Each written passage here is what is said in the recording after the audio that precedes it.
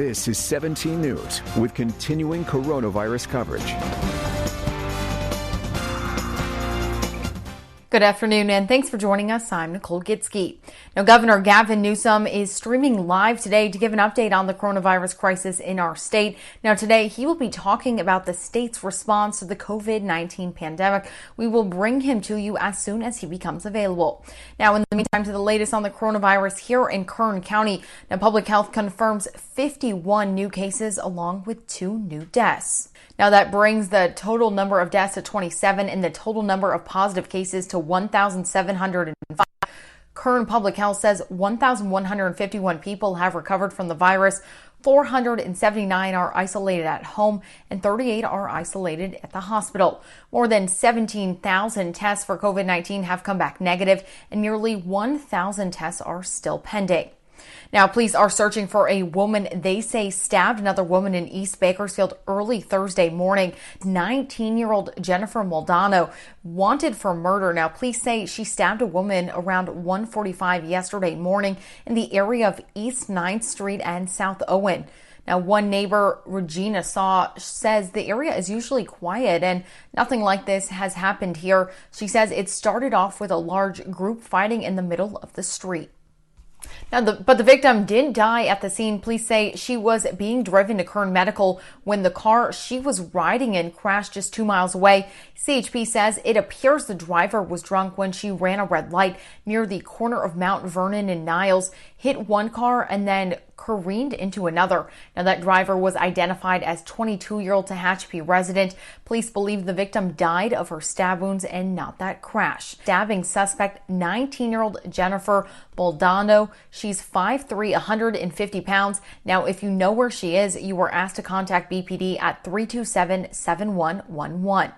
And a man is in the hospital following a shooting in Wasco. Sheriff's deputies say the man showed up at the substation on F Street with a gunshot wound around 7:30 last night. Now, he told deputies the shooting happened at Westside Park. That man was flown to Kern Medical, where he is now stable. No further information has been released. Now, if you have any information, you are asked to contact KCSO at 861-3110. Now, at 17 News, we have been tracking homicides across our county, and it appears they're significantly up more than the previous year. Now, there has been 45 confirmed homicides this year so far in Kern County, the most recent being a stabbing that happened in East Bakersfield early yesterday morning. Now, have you seen an increase in crime throughout Bakersfield the last several months? Well, with the stay-at-home orders that have been in effect, BPD Chief Greg Terry will tell us more. Both property crime and some violent crimes have both increased compared to the same time periods last year. And certainly just in the last several weeks, there's been a number of violent crimes. And so it's something that we're very concerned about and devoting a lot of resources to. Fortunately, with some of the homicides, several of them most recently, we've made arrests, which is helpful and obviously, and to bring those that were responsible to justice, but to help with the impact that it has on the families. But broader than that, these have significant impacts and harm our community in many, many other ways. Now, back to the coronavirus here at home. Kern County has begun moving forward into phase 2. A number of sectors began to reopen, such as dine-in restaurants, malls, retailers, and swap meets. Kern officially says this allows us to kickstart our economy, but there's still public safety measures to consider. The state has a 12-page document of guidelines and suggestions for businesses. They strongly encourage employees and customers to wear face coverings when possible. Businesses now are asked to screen for temperatures and symptoms for all workers, vendors, and contractors at the start and end of each shift. Customers must be spaced 6 feet apart, and that means some places have to operate under reduced capacity. Well, to help follow those guidelines, the Bakersfield City Council voted to approve expanding restaurant dining into sidewalks and streets. County Administrative Officer Ryan Alsop says he wants to see others follow suit. I would call on every single city in this county to do the same. Follow the city of Bakersfield's lead, see what they did, and copy it, and get it done in your own communities. Help your local restaurants out. Well, in your 17 Court Watch, a man accused of stabbing and killing another man after an argument over a woman has been ordered to stand trial for murder. According to court documents, 67-year-old James Jordan argued with 43-year-old Verdi Lee Jones in front of a convenience store on Union Avenue in May of 2019. Jordan drew a knife from his back pocket and stabbed Jones multiple times. Now, in court yesterday, the judge ruled there was enough evidence to proceed to trial. Jordan is being held on $1 million bail and is due in court on June 3rd. Well, today, Kern County Sheriff's Office search and rescue updates the number of lives lost in the Kern River.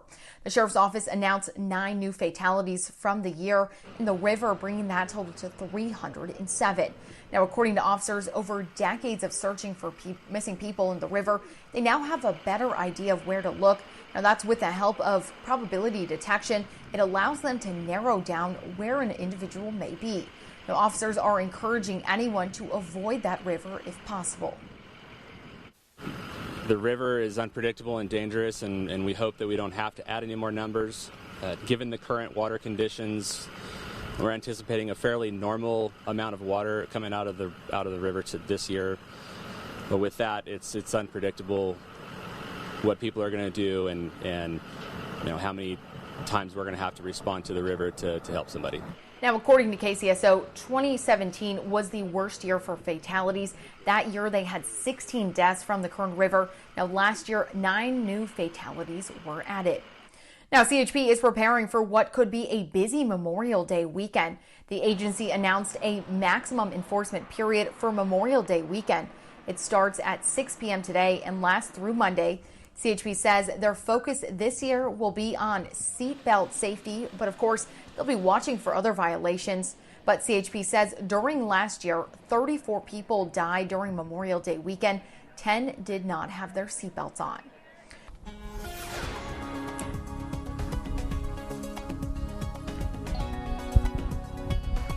Good afternoon, everyone. I'm Kevin Shred, and I am out and about. Wind Wolves Reserve, they were closed for a while because of the pandemic, but they are now open. And so if you want to find something to do, go for a little hike. Wind Wolves is such a beautiful, beautiful place this time of year. They'll be open till 6 o'clock daily. Let's talk about the weather forecast and what we can expect for the rest of today, and also what we can expect heading into the weekend. Right now, we're sitting at 79 in Bakersfield, and 77 out in Buttonwillow, and then for the mountains we have 60s currently. Again, we're seeing a little bit of a break in the temperatures because of a weak trough pushing through the area, but that will exit and we are going to see a warm-up. 67 in Sacramento today, 84 in Fresno, 77 in Los Angeles, and Vegas a little warm at 85. And then once that low exits, we're going to get ridge of high pressure to build on in here, and that's when we're going to see the biggest warm-up. Now, we also have some watches and warnings, a wind advisory until 11 o'clock tonight for the desert locations, and in San Bernardino County we have a fire weather warning that's in place until 8 p.m. tonight. As we take a look at the air quality for you today, going to be good. AQI at 48. Today we'll be back into the mid-80s, 86 in Bakersfield, 85 in Delano, 83 in Taft. For the mountains in the Kern River Valley, we'll look for sunny skies, but also a little bit on the breezy side. 71 in Fraser Park, 69 in Tehachapi, 76 for Lake Isabella. And then for the desert, look for a windy day as mentioned, and 78 in Mojave. Here's your extended forecast. Tomorrow, 84, 91 on Sunday, upper 90s for your Memorial Day. And then look at next week, Tuesday, Wednesday, Thursday. We're hot. By Wednesday, 103 degrees. As we take a look at the mountain forecast, you can see 70s are on the board tomorrow, 80s by Monday, and then upper 80s by Wednesday and Thursday. And the Kern River Valley forecast will be warming things up, upper 70s tomorrow, 84 on Sunday, and then we're back into the 90s heading into next week. Back out here live at Wind Wolves Reserve. If you've never been here to Wind Wolves, it's a place that you should really come. It's just beautiful this time of year. Just remember, they've got signs all over the place telling you what trails you can go on, what trails you can't, and they're also talking about social distancing. But what a great day to come out here. Nicole, we'll send it back to you. KGET Business Watch is brought to you by Grapevine MSP Technology Services, the Valley's leading IT service provider. In your 17 Business Watch, if you're looking for a little spice in your life, today's the day to heat it up. Hot chicken chain Angry Chicks had its grand opening just an hour ago on Gosford Road. The chain serves Nashville hot chicken at spice levels ranging from no heat to angry. The angry is reportedly so intense that you have to sign a waiver when you order it. Now, today's grand opening included raffles and giveaways. Angry Chicks has other locations in Los Angeles and Fresno. Well, cruise lines are attempting to chart a path forward. Royal Caribbean is hoping to resume cruises as early as August, but the company's return to sea remains murky. Royal Caribbean CEO Richard Fain told CNBC today that the company will not set sail until it has done everything it can to protect the safety of its guests and crews. Fain expects to have fewer passengers on board his ships to allow for more social distancing. And the coronavirus is causing competition in the housing market. Redfin says 41% of U.S. home bids face competing offers between April and May. Now, the most competitive housing markets include Boston, San Francisco, and Fort Worth, Texas. Redfin also said the virus has contributed to the limited inventory. Well, scholarships for local students and a donation for South High schools are being given out this week. The Chief Steve Alvedrez Foundation gave South's criminology program a $3,000 donation. Plus, two students were given $1,500 scholarships. A representative from the school went to Emily Underwood's home to present that award. I really want to thank my friends and family, especially the ones that are here today. It means a lot that you guys are here supporting me. I want to thank everyone who has been a role model for me. Look at everybody.